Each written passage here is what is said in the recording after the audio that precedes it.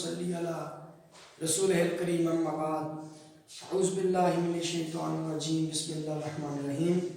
अज़ीज़ तलबा तालिबात, अस्सलामु अलैकुम। मैं ज़ीशान कुमार उर्दू के लेक्चर के साथ हाजिर हूँ। बच्चों, हमने एक गज़ल और एक सबक ख़त्म कर लिया है। अब हम शुरू करेंगे हिस्सा नज़्म में से। जो पहली नज़्म है वो हमद है, जिसे अमीर अहमद यानी अमीर मीनाई ने लिखा। नज़्म की तशरीह का तरीका भी वही है जैसे मैंने आपको पहले बताया, वही बातें हैं, लेकिन याद ये रखना है कि नज़्म के अशार की तशरीह आप चाहें अलग अलग भी कर सकते हैं, यानी पहले एक शेर की तशरीह कर ली फिर दूसरे शेर की तशरीह, लेकिन आप चाहें तो दोनों शेरों की तशरीह एक साथ मिलाकर भी कर सकते हैं। अगर अलग अलग करनी है तो पहले शेर लिखेंगे, शायर का नाम लिखेंगे, नज़्म का उन्वान लिखेंगे, मफ़हूम लिखेंगे, उसके बाद फिर आप तशरीह शुरू कर देंगे। और एक शेर की तशरीह तकरीबन नज़्म के एक शेर की तशरीह तकरीबन 1.5 से 2 सफ़हात पे मुश्तमिल होगी, 2 सफ़ों पर मुश्तमिल होगी। और अगर आप एक साथ मिलाकर तशरीह करना चाहते हैं, चूँकि नज़्म के तमाम अशार मरबूत और मंजूम होते हैं, तो आप मिलाकर भी कर सकते हैं। तो फिर आप दोनों शेर लिखेंगे, शायर का नाम, नज़्म का उन्वान, मफ़हूम दोनों शेरों का, और फिर तशरीह। याद रहे कि एक शेर का मफ़हूम 1.5 से 2 सत्रों पर मुश्तमिल होना चाहिए, इससे ज़्यादा नहीं होना चाहिए। तो अमीर मीनाई की नज़्म हमद का आगाज़ करते हैं। सबसे पहले अमीर मीनाई का उसलूब देखिए। अमीर मीनाई एक सूफी शाह मीना की निस्बत से मीनाई कहलाए। वो एक अमीर मीनाई कादिरुल कलाम और पुरगो शायर थे। हमदो नात में उन्होंने एक मुनफरिद अदबी शान पैदा की। उनके कलाम में सेहत ज़ुबान और फ़नी पुख्तगी नुमायां थी। तसव्वुफ़ व अखलाक का रंग, ज़ुबान व बयान की लताफ़तें, हिकमत व फ़लसफ़ा, सलासत व रवानी, ये उनके उसलूब की नुमायां खूबियाँ हैं। ठीक है जी, ये अमीर मीनाई का उसलूब है। अमीर मीनाई एक इल्मी शख्सियत थे और बाअमल शायर थे, तो याद रखिएगा। अब शेर है दूसरा, कौन है जहां तू है, कौन जाने तुझे कहां तू है। शायर का अंदाज़ बयान देखिए, उन्होंने मासवा अल्लाह सब की नफी कर दी इस्तफहामिया अंदाज में, सवालिया अंदाज में अल्लाह के सिवा सबकी, अल्लाह के सिवा सबकी नफी कर दी। आप देखें कुरान मजीद में अक्सर जगह पे पहले एक बात की नफी की जाती है, फिर असबाब का पहलू आता है। जैसे लैसा लिल इंसान, इंसान के लिए कुछ नहीं है, इल्ला मसा, मगर जिसके लिए वो मेहनत करता है। इसी तरह वमा अरसलना का, हमने आपको नहीं भेजा इल्ला रहमतुल आलमीन, लेकिन तमाम जानों के लिए रहमत बनाकर। अगर आप कलमा देखें तो वो भी ऐसी है, ला इलाहा, कोई माबूद नहीं है, इल्लल्लाह, मगर अल्लाह। तो पहले सब की नफी कर दी जाती है, हर चीज की नफी कर दी जाती है, उसके बाद असबाब का पहलू लाया जाता है, उसके बाद अल्लाह का असबाब पेश किया जाता है।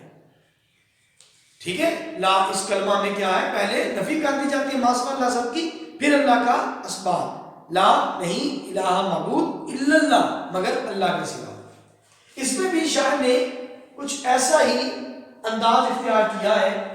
दूसरा कौन है, ये सवालिया अंदाज में नफी कर दी मासवा अल्लाह सबकी, कि दूसरा कौन है, यानी कोई भी तारीफों के लायक नहीं है, कोई भी माबूद नहीं है, कोई भी मसजूद नहीं है, कोई भी लायक इबादत नहीं है, इस कायनात का कोई भी खालिक नहीं है। जहां तू है, और वो मुकाम किसी और का नहीं हो सकता, जहां तू है जो मुकाम अल्लाह का है। तो ये पहले नफी कर दी कि वहां कोई नहीं, हाँ सिर्फ अल्लाह, यानी जो मुकाम अल्लाह का है वो किसी और का नहीं हो सकता। जो मुकाम اللہ تبارک و تعالیٰ کا ہے، وہ کسی اور کا نہیں ہو سکتا۔ اب دیکھیں اللہ تبارک و تعالیٰ واحد و یکتا ہے، اور یہ واحد و یکتائی اللہ تبارک و تعالیٰ کی وحدانیت اور یکتائی اس کے مقام کے اعتبار سے بھی ہے، اور یعنی آپ کہہ لیں ذات کے اعتبار سے بھی ہے، صفات کے اعتبار سے بھی ہے، اور مقام کے اعتبار سے بھی۔ ذات، صفات اور مقام کے لحاظ سے اللہ تبارک و تعالیٰ واحد و یکتا ہے۔ ذات کے لحاظ سے ایسے کہ اللہ تبارک و تعالیٰ کا کوئی شریک، کوئی ہمسر نہیں ہے، اور اس کا واضح ثبوت آپ کو سورہ اخلاص میں ملے گا۔ قل هو اللہ احد، کہہ دیجئے نبی اللہ ایک ہے۔ قل هو اللہ احد اللہ الصمد لم یلد ولم یولد ولم یکن لہ کفوا احد۔ اللہ تبارک و تعالیٰ نے واضح الفاظ میں فرما دیا کہ وہ کسی کا محتاج نہیں ہے، اس کو کسی نے نہیں جنا اور نہ اسے کوئی جنا گیا ہے، اس کا کوئی ہمسر نہیں، اس کی برابری کوئی نہیں کر سکتا۔ ٹھیک ہے، تو اللہ تبارک و تعالیٰ صفات کے اعتبار سے بھی یکتا ہے۔ صفات کے لحاظ سے کیسے کہ جو صفات، جو خوبیاں اللہ تبارک و تعالیٰ کی ہیں وہ کسی اور کی نہیں ہو سکتی۔ جو مقام اس ذات ہمتا کا ہے، جو شاہی اس ذات بے ہمتا کو زیبا ہے، وہ کسی اور کو زیبا نہیں ہو سکتی۔ تمام تعریفوں کے لائق صرف اللہ ہے، الحمدللہ۔ تمام تعریفوں کے لائق صرف اللہ ہے، الحمدللہ رب العالمین، جو تمام جہانوں کا پالنے والا ہے۔ تو تمام جہانوں کو پالنے والا صرف اللہ ہے، رازق، خالق، مالک صرف اللہ ہے۔ تو یہ وہ خوبیاں ہیں جو اللہ تبارک و تعالیٰ کی ہیں، یہ کوئی دوسرا شخص ان خوبیوں کا مالک نہیں ہو سکتا، کسی دوسرے شخص سے ان خوبیوں کو، ان صفات کو منسوب نہیں کیا جا سکتا۔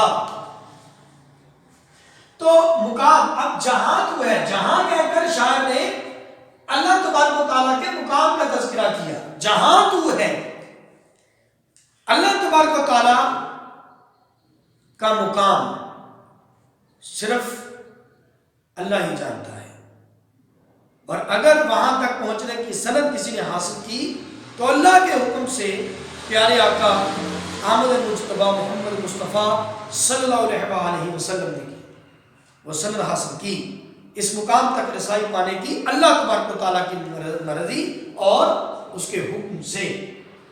ورنہ اللہ تبارک و تعالیٰ کا مقام کوئی نہیں جانتا، وہ کہاں ہے۔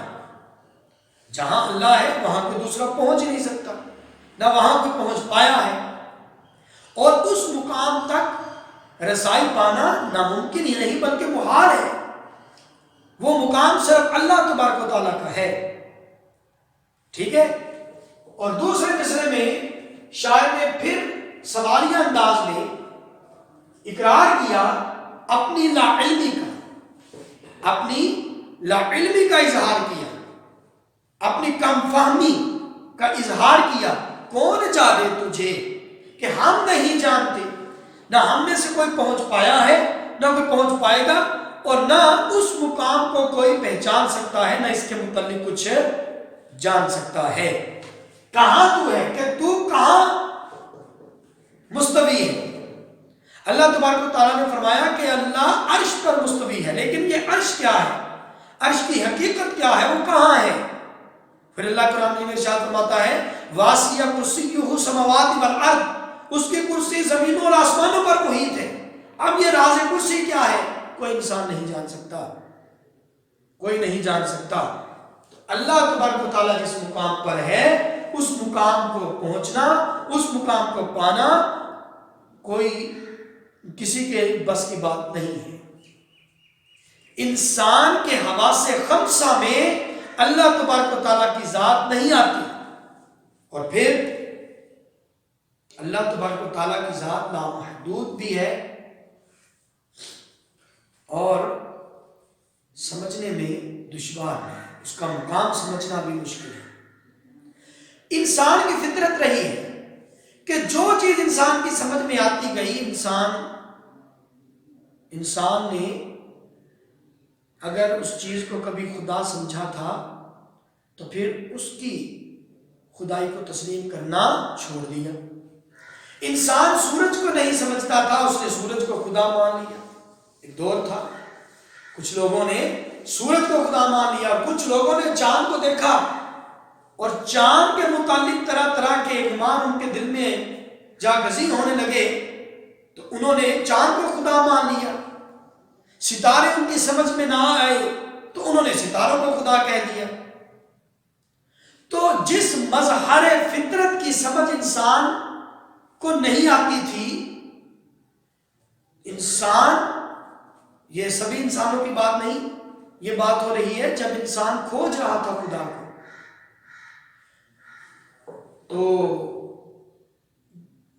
وہ مجبور ہو جاتا اسے خدا تسلیم کرنے پر، اسے خدا تسلیم کر لیا جاتا، کیونکہ عہد الست کی وجہ سے انسان کی زمین پر آنے کے بعد اس خدا کو ڈھونڈ رہا ہے، اس خدا کو تلاش کر رہا ہے اور متجسس ہے خدا کے بارے میں۔ اس لیے وہ مختلف مظاہر فطرت کو یا کائنات میں پائی جانے والی مختلف چیزوں کو جو ان کی سمجھ سے بالا تر تھی ان کو خدا مانتا رہا، لیکن جب سورج کی حقیقت سمجھ میں آ گئی تو خدا نہیں رہا۔ لوگوں کے ذہن سے اس کی خدائی کا امکان نکل گیا، خدائی کا گمان نکل گیا، اور جب ستاروں کو دیکھا، ستاروں کے بارے میں علم ہوا، تو اس کے متعلق بھی لوگوں کی آراء تبدیل ہو گئی۔ لیکن اللہ تبارک و تعالیٰ کو آج تک انسان نہیں سمجھ پایا، اس کے راز آج تک نہیں جان پایا، جبکہ اللہ تبارک و تعالیٰ کی کھوج میں صوفیہ کرام نے اپنی نفی کر دی، خود کو مٹا دیا اس چاہت میں، یہ انسان کی فطرت ہے۔